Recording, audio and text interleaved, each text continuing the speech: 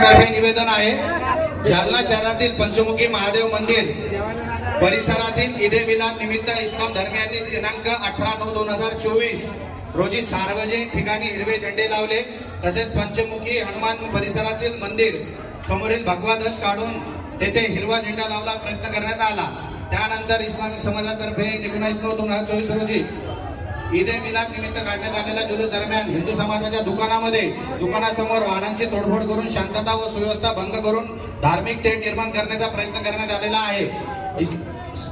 Islamic समाजातर्फे जाणीवपूर्वक DJ मध्ये हिंदू समाजाला चेतावणी देण्यासाठी प्रभू श्रीराम यांच्याबद्दल असतील अपमानजनक गाणी वाजवलेली आहे। यावर सकल हिंदू समाजातर्फे कारवाई करण्यात सुद्धा पोलिसांमार्फत करण्यात आलेले, त्यामुळे त्यांचेही धन्यवाद। त्याच्यानंतर दुसरे निवेदन आहे 18/9/2024 19/9/2024 भारताच्या राष्ट्रध्वजामध्ये